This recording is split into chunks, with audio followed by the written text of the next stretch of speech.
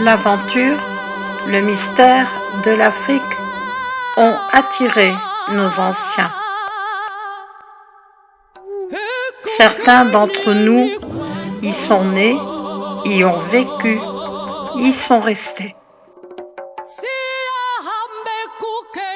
Certains sont venus y travailler 1 an, 2 ans. Un déclic. Puis 20 ans, 30 ans. Une vie, quoi.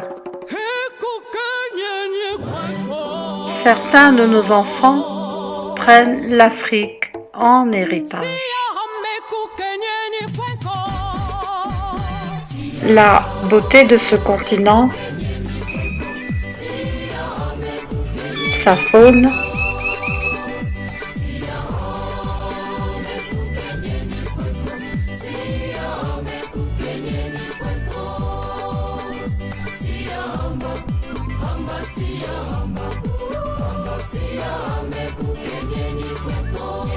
et sa flore variée,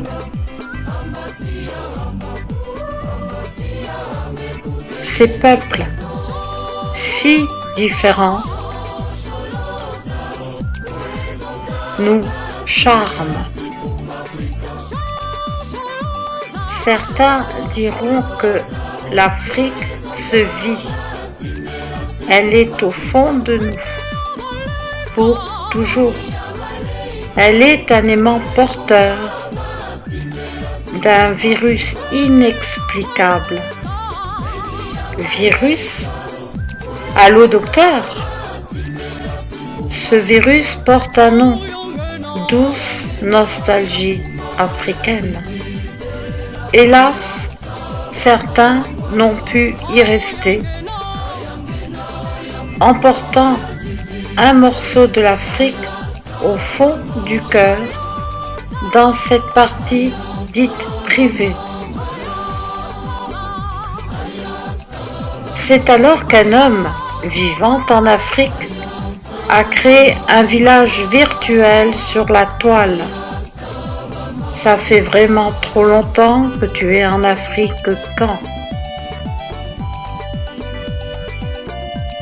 Ce chef, dit Elikia, explique avoir créé ce village pour échanger avec des gens qui ont la même histoire, le même vécu, la même passion, et permettre aussi à ceux qui, maintenant, loin de l'Afrique, puissent garder un contact et entretenir les souvenirs de cette douce et chaleureuse existence vécue. C'est pour ce chef, pour Elikia, une belle aventure qui lui apporte tant. Un ami du chef confie: j'ai accepté pour lui faire plaisir, le pauvre. On n'était pas nombreux, mais il a réussi à embellir nos vies avec les partages d'anecdotes, de souvenirs, de photos. Moi, c'est mon cousin. Il m'a inscrit dans le groupe et il ne m'a pas laissé le choix. 21 gosses pour 2 cousins. Je suis venue leur donner un coup de main. Et là, on reconnaît bien celui qui arrive avec ses gros sabots et son grand cœur. Le village public est limité par des murs trompe-œil.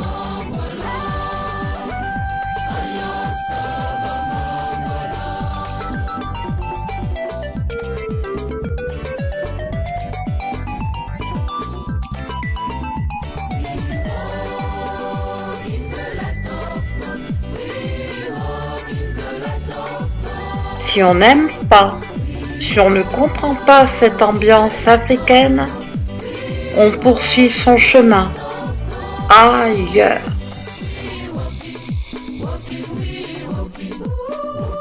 Pop, la mascotte du village, aboie.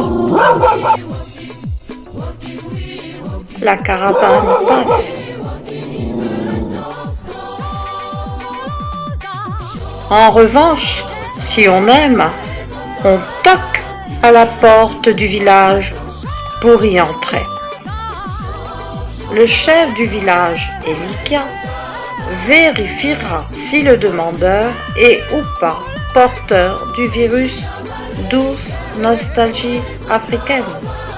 Si oui, Elikia l'acceptera et annoncera avec joie au réveil du village l'arrivée du nouveau. Là, les zinzins, aussi différents les uns des autres, aux racines diverses,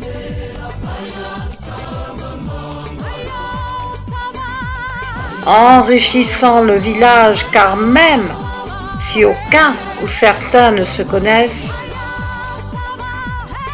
ils forment une famille. Accueillis chaleureusement par les zinzins, le nouveau se soumettra aux questions-réponses. Réponse à la question: pourquoi ce groupe? Pourquoi et comment suis-je arrivée dans ce groupe?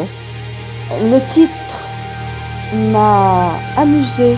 La description qui était faite m'a séduite. J'ai voulu en savoir plus.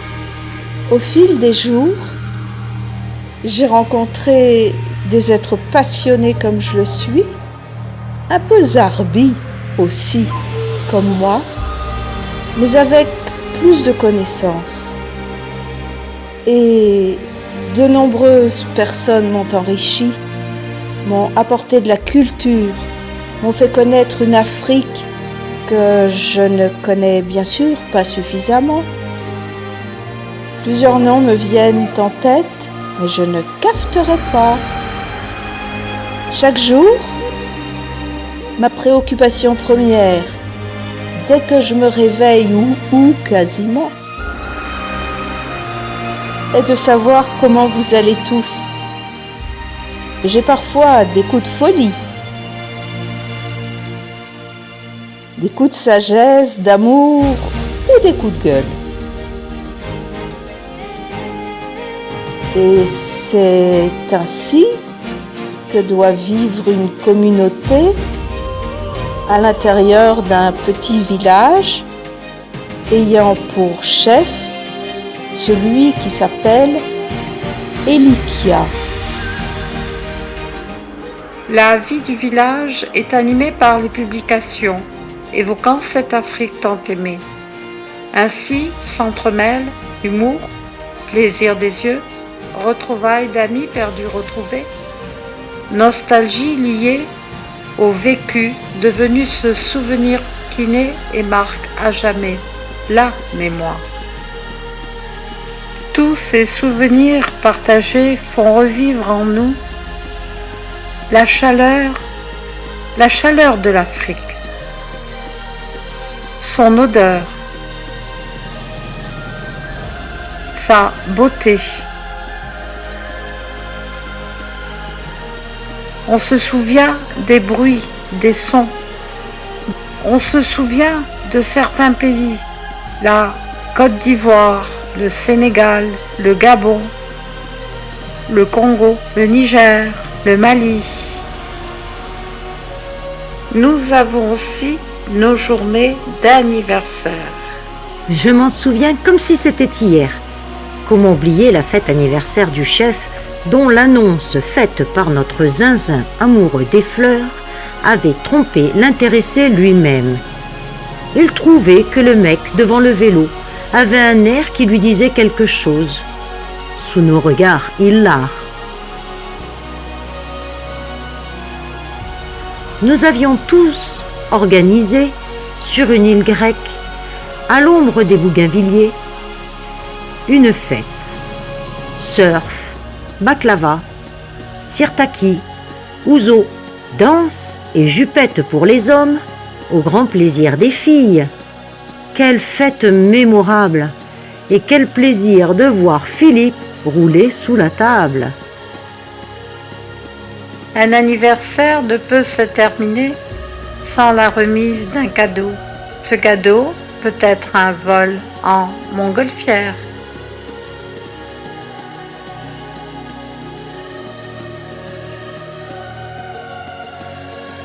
Et pourquoi pas un saut en parachute depuis la montgolfière? Qui pourrait envisager une fête des zinzins sans le mojito? De celle qui veille au mojito? Ou une belle bouteille de champagne avec des bulles? Des bulles. Qui? Ainsi va la vie au village délicat. Quand je suis rentrée dans ce groupe de zinzins, j'ai, comme la plupart d'entre vous, lié des liens très forts qui m'ont réchauffée et m'ont donné l'impression d'appartenir à une grande famille. Mais c'est aussi un véritable crève-cœur. Quand on rentre dans l'intimité des gens, on se trouve confronté à leurs problèmes de santé, de famille, de vie. Certains s'épanchent, quand d'autres se taisent, selon leur caractère ou leur état d'esprit du moment. J'ai eu l'insigne honneur de recevoir la confidence de certains membres du groupe, parfois douloureuse, souvent poignante, mais jamais indécente. Je me mets à la place de Philippe qui doit en partager de tant de ces moments d'émotion. Bref, derrière nos sourires et nos bêtises continuelles se cachent parfois de vraies souffrances. Ce groupe est pour certains une thérapie, leur dose de rire quotidien. Alors soyons bienveillants envers nous tous, malgré les divergences ou agacements. Gardons à l'esprit cette ambiance festive et joyeuse, tout en essayant d'avoir une pensée affectueuse pour nos zinzins cabossés par la vie.